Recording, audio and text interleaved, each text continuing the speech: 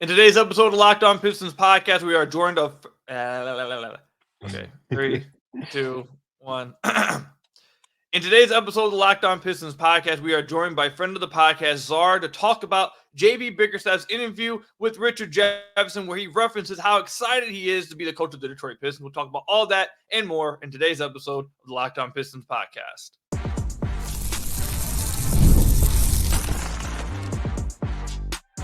You are Locked On Pistons, your daily Detroit Pistons podcast, part of the Locked On Podcast Network, your team every day.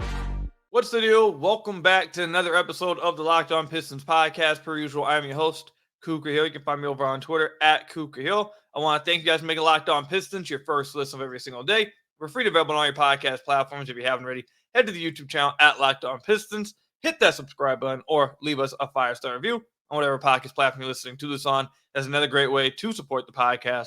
And today's episode is brought to you by FanDuel. Make every moment more. As the playoffs have winded down, the sports have obviously stopped sporting like we want them to.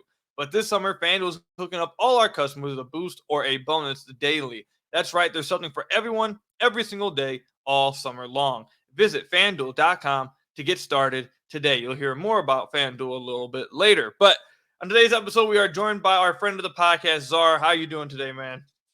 I'm good. I've been a little bit like, it's ironic, hopping on the podcast. I've been kind of I've been forcing myself not to watch or engage in as much basketball the last like month or so, just so I can focus on like life. And ironically, like right before you asked me to join the pod, I was like, oh, I'm starting to miss it. I was like, oh, I'm starting to miss it. I was like, I do photography, writing, and then obviously I just love watching the game. And I was like, damn, I'm starting to miss it a little bit. So I'm starting to get the basketball itch back, which is good for this, and it's good for just like the season coming up. So I'm excited to be on the pod again. And I feel like the Olympics have something to do with that. And then us being in August at this point, like 2 months away from Pistons basketball coming back, the summer is starting to go by a little bit faster, y'all will say. But this past week, we did get something else that got a lot of Pistons fans in the community hyped a little bit and had them talking. JB Bickerstaff was on Richard Jefferson's podcast with, I believe it's 342 Productions. And they were talking about him joining the Detroit Pistons. I had just watched it like 2 days ago. I asked you if you'd watched it, if you wanted to talk about it. So I'll let you go first. After watching JB Bickerstaff on that podcast with Richard Jefferson, it was a short one. I think it was like 40 minutes or so. They talked about a lot of things. They talked about his time with Cleveland a little bit. They talked about playoff series. They talked about his obviously choosing Detroit, why he came to Detroit, what he excited about, etc.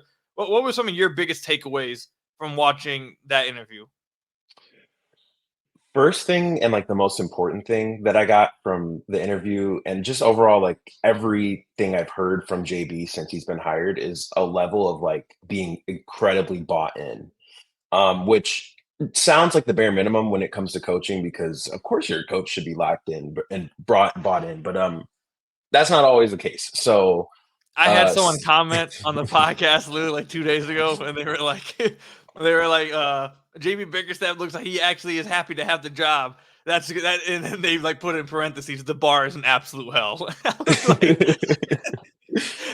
Yeah, so like it's like encouraging to see that the coach actually is excited to be on the team and be part of the team, and he has an actual direction in mind for the team. I think he had mentioned quite a few times now, wanting to build a product that's recognizable. Like they want to build a Detroit Pistons product that if you tune in, I think he said like on a night in like March or February, you can tune in and be like, yeah, that's Detroit Pistons basketball. And again, the bar is in hell, right? But like having that as something to look forward to is a great reason to be excited for JB. And I think pretty much every answer he's given in any interview, especially the one with Richard Jefferson on this podcast, have been really encouraging. I think one thing that kind of stood out to me, and this is maybe something I don't know if anybody else has been thinking, but like ever since JB got hired, I kept thinking about like how similar personality-wise he is to Dan Campbell in a lot of ways. And you can kind of tell like I don't know how else to describe it besides like he's just very filled with like a level of enthusiasm and like testosterone. You know what I mean? Like it's very amped up. And like they had asked him, you know, because Jamal, the head coach of the Magic, Jamal I'm Yep, blanking Jamal on his last Mosley. Mosley, yeah. Jamal Mosley and JB are great friends, and they were telling this story about like, oh, you know, it was intense, you know, between the two of them, like during the actual series because the Cavs played the Magic, and then they were like, so how did it feel to beat him? And he was like, don't care. I don't care about it anymore. I'm not with the Cleveland Cavaliers. I'm with the Detroit Pistons, and I'm focused on the Detroit Pistons. And again, like that sounds like it could be just like a basic answer, but something that like you could tell how serious he was about. Like he wasn't just saying that to be like, you know, playing the PR card and like trying to avoid saying like, oh, you know, it was good beating whatever. He genuinely is just like, I don't care about anything that's happened before. I am with the Detroit Pistons. We are focused on building that team. So I'm really encouraged by everything I've heard from JB. His knowledge on the players right off the get-go has been really impressive. Cade sounds like someone he really believes in. Duran gets a lot of mentions as well. I know he's mentioned Ivy quite a bit as well, which I think is interesting. I think overall, having a knowledge of the team, having an enthusiasm for the team, and an excitement for the job is such a massive improvement. And like right now, I can't imagine Pistons fans can feel any other way but excited about JB. So, like, my biggest takeaway is basically all of that as well. I was just gonna say how different he is from Monty. Like that's my biggest takeaway. Now, I've said this many times on the podcast. I've been doing this for a few years now, and even before I was host of Locked On Pistons, like I wrote for different places. Like we all followed like the off season, you know, press conferences, etc. And at this point, I've said many times, I feel like it really hit me this year, or maybe as this year played out. I stopped paying attention as much to like press conferences wanting to have big takeaways from them because a lot of this is PR. They're going to tell you what you want to hear. Like it's hard to take away anything real like substance wise. Yeah. But I will say that there is two things I very much can take away from listening to JB talk. One, like I said, just how different it is compared to what Monty was saying last year. Like Monty talked about how he came in for the money. And like, like we don't need to go too far into Monty, but it's different from what Monty was talking about. And then secondly, what I think is super dope, and I think this is the same thing with Trajan, which is kind of gives me hope for the team. It's not even just basketball stuff. It's kind of like their personalities and like how I feel like they like relate to. I didn't feel like relatable was the right word, but I can't think of another word. If you can correct me, go ahead. But Okay. like Trajan and JB both seem like guys that players would like to be around, can like talk with and laugh with and talk trash with, and you know, Yeah. and like actually want to be, you know, don't have a problem talking to people in the media. Don't like they're very very outgoing, I'd say, or very just you know willing to talk and be themselves and be authentic. Like the Yeah. part of the interview where JB's talking about how they have a group chat, like him, Richard Jefferson, Jamal Mosley, and I think he said JJ Redick or whatever. They had like their whole crew in a group chat. They're all talking trash in there, and you know, like the way he's talking about it, like he sounds like a kind of dude that I would.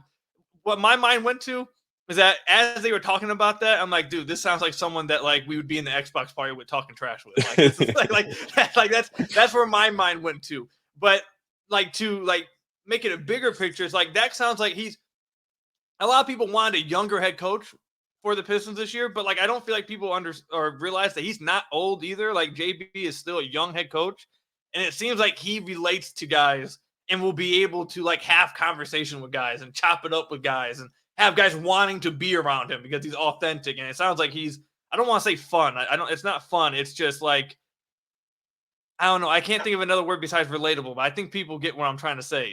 It's the same thing with Trajan too. Like when Trajan talks, like he seems like he wants to be talking. Like he's authentic. He's saying what he feels. He's saying what he means. He's not like trying to put up a cover. And he's enjoying what he's doing. And he has like a cool personality. Like he jokes around with people. He's very respectful. And he, you know, I just feel like both of them have a personality that is different from what they had with the previous regime. Like Troy Weaver felt like he never really wanted to talk. Like he felt like he never really wanted to talk with anybody. And that he didn't, you know, in his interviews, you know, some people just aren't good interviews, but like he was not a very good interview. And he felt like it never really wanted to talk. Monty was just, there's many words I can call Monty. I'm not going to do it. But like, it's just very different, both of them. compared to what the Pistons had last year to this year. They just feel like better people to be around, like cooler people to be around. Players are going to like being around them, and can just chop it up with them, which I do think plays a part. I mean, JB even talked about that in the interview, that having a culture where guys want to be around each other and want to have fun. And, that part plays into building a good culture and building a good team. Like, if you don't want to be around your coach and you hate your coach and your coach is just like a jerk, like you don't want to be there. And I don't feel like, at the very least, I don't know about the basketball stuff, the schemes. We'll see about the X's and O's, like all that stuff. We'll see. But as far as just on a person-to-person basis and just building somewhere that players want to be around and will have fun being around and can chop it up with the guy and stuff, I feel like JB and Trajan are both interjecting that kind of, or injecting that kind of, culture, or trying to. And I can feel it. I can, me and you both have been to multiple like Trajan press conferences already. I think we both have only been to. I've only been to one, JB. I think we've only been to one. I think there's only been one. Yeah. Right. Okay. I don't know if you agree, but all of the press conferences, I've walked away feeling like, dude, that's a guy I could like talk with. Like, that's a dude I could just like chill with. Like, he's a cool guy. So like, I think that's like my biggest takeaway. Yeah, like you had mentioned fun, right? And I think that honestly plays a part, is like fun. And I know, and I think JB actually mentioned that as this one, like the practice facility, the arena, these have to be places that players and staff like coming to, and like they enjoy, waking up in the morning. Oh, okay, I get to be with the team today. Like things like that. Obviously, like it's a professional sport and these guys are serious athletes. It's not always going to be fun, but having that sort of camaraderie and that sense of shared experiences and, knowing each other, having each other's back, those are the things that really builds great teams. And I feel like it's something that doesn't really get talked about enough when it comes to team building, is having the right guys in your locker room, which was a Troy Weaver philosophy. It just didn't really translate that well, right? And I think Trajan kind of, even when he was in New Orleans, because when he got hired, right, I did extensive research on Trajan, and I remember watching and reading a lot of his interviews where he was just talking, emphasizing the importance of people over players, right? And I think obviously you need talented players, which they did go out and get this offseason. But at the same time, the people in the locker room are going to be like the biggest difference in how you perform throughout the course of the year. Like if you have just a talented roster, maybe it could start out well, but by like All-Star break, it's what happened last season. So I think a sense of fun is really just important in team building. I think JP is great for that. Yeah, and I encourage all Pistons fans who haven't listened to the interview to go check it out. It's on Richard Jefferson's podcast. It was a really cool interview. Again, I feel like you'll just walk away feeling like that dude's just cool to be around. Like he's just a fun guy. Like the fact that they have him and Richard Jefferson sitting there talking trash to each other, and it was just a fun interview. It didn't seem like he's an uptight 80s guy that doesn't understand how to use his phone. That was my takeaway. But let me know what you guys thought. Comment section down below or over on Twitter at Kuka Hill. When we come back, potential starting lineups. This has been talked about. We're only in August, and it's been talked about a lot. I've seen in the Pistons community the last few weeks. So I want to get Czar's opinion on some starting lineups he thinks could be possible for the Pistons this year. This episode is brought to you by BetterHelp. Give online therapy a try at BetterHelp.com/LockedOnNBA and get on your way to being your best self. If you're thinking of starting therapy, give BetterHelp a try. When your schedule is packed with kids' activities, big work projects, and more, it's easy to let your priorities slip. Even when we know what makes us happy, it's hard to make time for it all the time. But when you feel like you have no time for yourself, non-negotiables like therapy are more important than ever. And some of us are dealing with all kinds of things, whether it be big or small or multiple small things that eventually build up to be one big thing. Having the option of therapy is a good thing in your life. And if you're thinking of starting therapy, again, give BetterHelp a try. It's entirely online, designed to be convenient, flexible, and suited to your schedule. Just fill out a brief questionnaire to get matched with a licensed therapist, and you can switch therapists just like that with no additional charge, all online. Never skip therapy day with BetterHelp. Visit BetterHelp.com/LockedOnNBA today to get 10% off your first month. That's BetterHelp, HELP.com/LockedOnNBA to get 10% off your first month with BetterHelp. So one, thank you guys again for making Locked On Pistons your first listen of every single day. We're free and available on all your podcast platforms. If you haven't already, hit that subscribe button to the YouTube channel or leave us a 5-star review on whatever podcast platform you're listening to this on. That's another great way to support the podcast. So we're recording this on August 10th. We still got 2 months away from like preseason basketball. And honestly, there's still free agents out there that I'm kind of shocked are free agents. And there's plenty of time for, again, either a free agent or maybe even a trade. Like none of that's off the table completely, even though it does seem like that this is the roster. It's not off the table completely that there's other moves that won't be made.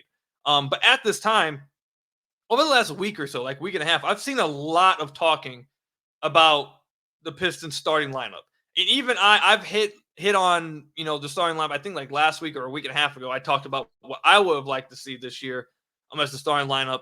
But even since then, I've seen it heat up more and more and more people arguing about which player needs to be in the starting lineup. What philosophy do you need to have? And there, with this team, I will say I think there are multiple different options you could go with the starting lineup.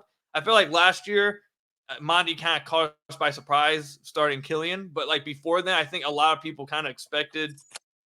I think if you just took Killian out the lineup and put Ivy in there, I think that was probably what everyone expected the lineup to be. Like it was. I don't feel like there was much variety in the starting lineups you could pick last year. This year, I feel like there's a lot. You could have multiple different starting lineups. So I've said mine in the podcast before, so I'll let you go, Czar. Are there multiple starting lineups that you are thinking about? Is there one that stands out to you? Is there multiple? Just what are you thinking? And if you have any other thoughts just on the overall perspective on this upcoming season starting lineup, you can go ahead. Yeah, it's something I've like flip-flopped on a lot because initially after I think the Paul Reed signing was like the last one. After that, I was like, okay, like where does he fit into the rotation? How does this all work? My initial thought was like Cade, Beasley, Asar, Tobias, Duren, which I feel like is a solid starting lineup. But then I was thinking, okay, like if they wanted to go all scoring, they could do a lineup of like Cade, Beasley, Fontecchio, Tobias, and Duren, which I've seen floated around Twitter. I think Jack Kelly tweeted that today. And then I've also seen quite a few like Cade, Ivy, and then a variation of those like three at small forward, power forward, center of Asar, Simone, Tobias, Duren. I feel like the lineup that makes the most sense to me though is the one that I initially had like an idea of, which was Cade, Malik Beasley, Asar Thompson, Tobias Harris, Jalen Duren. And I feel like this is like the best lineup because it balances both having perimeter spacing while also having defense in the lineup with Asar Thompson, because obviously Malik Beasley is not known to be like an amazing defender or anything. And Tobias Harris is a respectable defender, but obviously he's like not going to just lock someone up half court, right? So having someone like Asar to kind of carry that weight a little bit adds a lot to that lineup. But I also like, I don't know. I sometimes I'm like, okay, like if that's the case, you only have one really good defender in your lineup. Do you throw Fontecchio in there and just go for all scoring? I don't know. But if I were to run out one lineup, if I was JB Bickerstaff, it would probably be Cade, Beasley, Asar, Tobias, and Duren. And it would be this also because I don't feel like right now, at least, there's anybody that can play the backup point guard position. Like I know they might stagger minutes, which is possible if they start Cade and Ivy. But I really would like to see a starting lineup where Cade has two shooters like Malik Beasley and Tobias Harris who can kind of take that load off of him. Because having two guys like that over even two guys like Alec Burks and Bojan Bogdanovic in the past adds a lot, right? And I think Cade is at his best when he has people who can outward like just immediately complement his game. And like if you're starting out a game and let's say Cade's bringing the ball up court and we all know like the pressure he gets, is he going to dump it off to Beasley? You know what I mean? Or he could give it to Tobias rather than like what we're used to in the past of like it's Cade and Ivy and then he gives it to Ivy ISOs, dribbles into traffic, and then last second someone catches a grenade and they have to put up a shot, which happened quite a lot of times this last season. So I think having people in spots where they know they can score and having veterans also in the lineup who know what they're doing that can complement his game is going to add a lot to the season. I love sports. I love them so much. I never want them to stop. But as the playoffs have winded down, we get fewer games than we usually do. and the sports aren't sporting like I want them to. But FanDuel lets us keep the sports going whenever we want. All I had to do is open the app and dream up any bets anytime I'm in the mood. And this summer, FanDuel is hooking up all customers with a boost or a bonus daily. That's right, there's something for everyone every day, all summer long. So head over to FanDuel.com and start making the most out of your summer. As I've told you guys many times, when betting became legal in Michigan a few years ago, I didn't know where to go. I didn't know what to try out, but I went over to FanDuel. I tried it out. I have not turned back since. It's super self-explanatory, super easy to use, and most importantly, super fun to use. So head over to FanDuel.com and start making the most out of your summer. That's what FanDuel, the official sports betting partner of Major League Baseball. So I think me and you agree that Cade, Tobias, and Duren are like the guarantees, right? Like those three. Do you feel like those three are the only guarantees, or do you think there's another guarantee? No, I'd definitely say those are 3 guarantees. Okay, so I agree with that. I think no matter what, Cade, Tobias, and Duren are going to be the starters at the point guard, power forward, center spots. I think that's guaranteed. So I think the real conversation is about the 2 and 3 position. Yeah. And because the Pistons went out and got THJ and Malik Beasley and re-signed Simone Fontecchio and Havasar Thompson, and because they got Tobias to be able to be that 4 position that they really desperately needed. It was probably, I mean, I don't want to say the top of the priority list because they had a lot on there like that they needed to address. Yeah. But it was one of those things at the top that we've been talking about for years that they needed. So because of that really gives you a lot of options and a lot of tandems you can throw out there at the 2 and 3. So for me, my answer to the question, and before I say my answer, I'm not like crapping at anyone else's. A lot of people, like when I give my answer, like a lot of people just immediately think I'm like trashing other people. I don't get it, but my answer would be Cade, Asar, Simone, Tobias, Duren.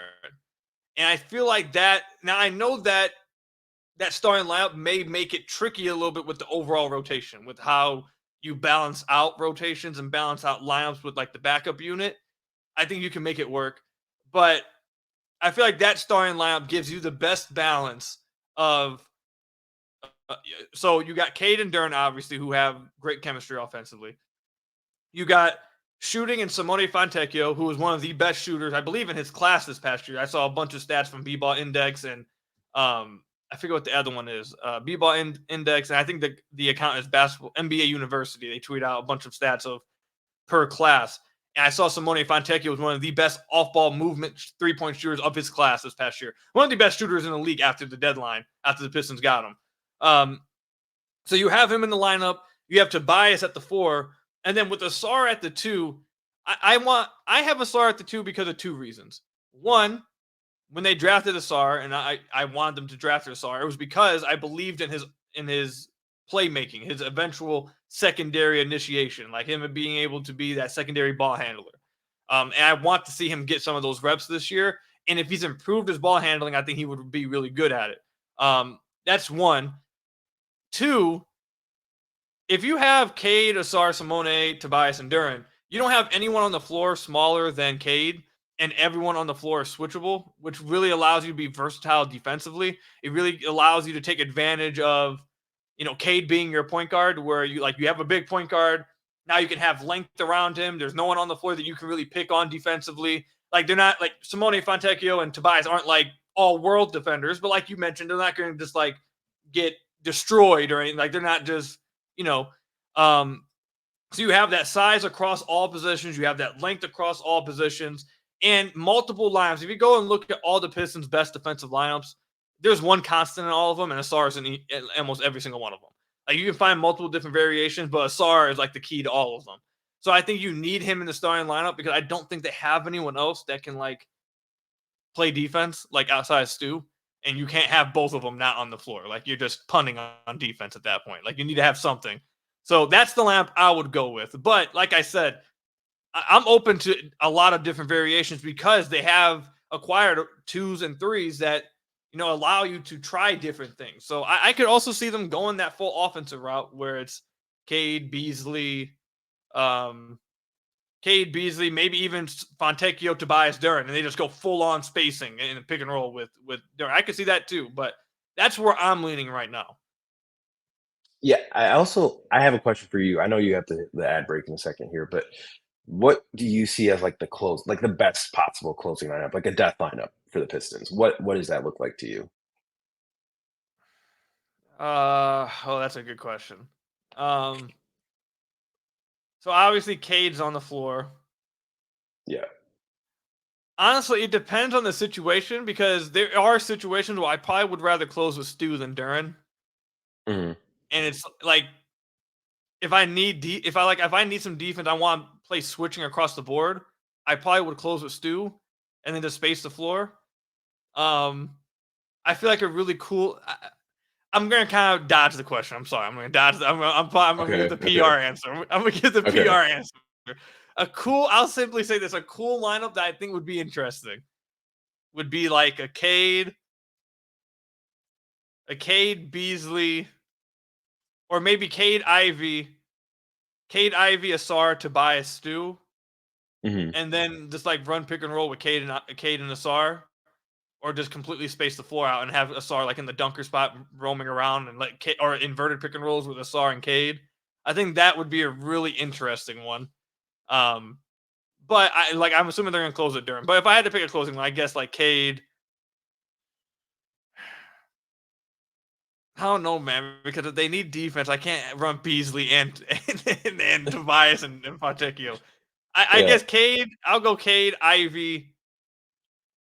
I lied. Cade, Beasley, Asar, Tobias, Duran. That's why I think they'll probably close with. Okay.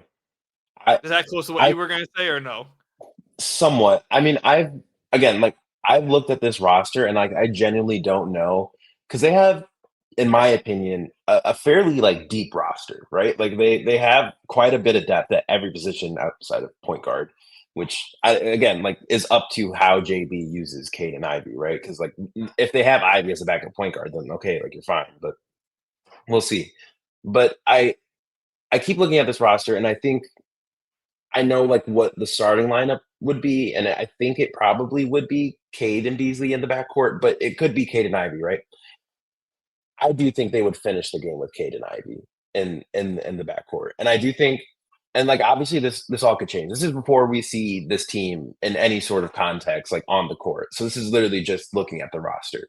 Um, I think it would be Cade. I think it'd be Ivy. And I think if you're and this idea, I'm assuming they're probably going for all offense because generally the Pistons have struggled with scoring in clutch scenarios the last few years. So if they were to go all offense, I would assume it'd be like Cade, Ivy, Simone, Tobias, and then I would agree with you with Stu at the five. Just because I think Stu has shown time and time again that he's actually a great defender, especially in clutch scenarios. And he can space the floor, thinking back to like that opener of what was it, the 22-23 season, where he hit that game winning three against the Magic. So you know what you have in Stu. And Duran is still very, very young. He could just all of a sudden become prime Dwight Howard this year, right? Like that could happen, right? But based on the last season, we kind of know his strengths and we know his weaknesses. So you don't want him caught sleeping in an important scenario.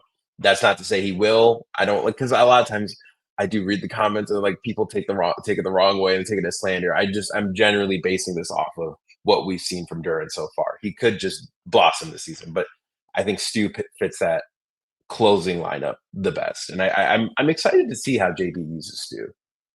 Yeah, I think Stu is. And then after this, we'll move into what we want to talk about lastly. But Stu is probably one of the more interesting players I've covered and watched over the last few years because like I was not high on him at first, and then like I've done a complete 180, and like now I wouldn't say like I don't think he's like some superstar, but I'm pretty high on him now, and I think he is pretty valuable if they play him in the right positions and play him where he should be played, which does kind of by doing that, that means you're basically saying Duran's not on the floor because his best position is not with Duran on the floor. His best position would be as like a five. So I agree. I am interested to see how they go about that because like you're gonna have to sit Duren, I feel like, to get the like his best minutes are not gonna come with Duren on the floor. It's gonna come with him as the backup five or as like a closing five where he can attack other fives off of closeouts and spread the floor. Like that's when his value is really gonna be seen. And I don't know. I want to know, do they have the gall to sit Duren for stretches like that to play Stu and how that happens and what the reaction is? I am interested in that a ton. Do you have anything else to say? Do you want to move on now? Oh, we can move on. All right, guys, we're going to cut it off right there. You guys will get the second half of our conversation with Czar. We're going to be talking about hope for this upcoming season, what you can realistically hope for, what's the realistic amount of optimism for this team. We went on for like 30 minutes. I wasn't going to make that a third segment. So we'll have that as a second part episode. It'll probably come out tomorrow on Sunday or maybe even Monday, but stay tuned for that. But we'll cut that off right here. I thank you guys for making Locked On Pistons your first listen of every single day. Free and available on all your podcast platforms. Again, stay tuned for that second episode. But until then, I'll see you guys later. Stay safe out there. Till next time, peace out.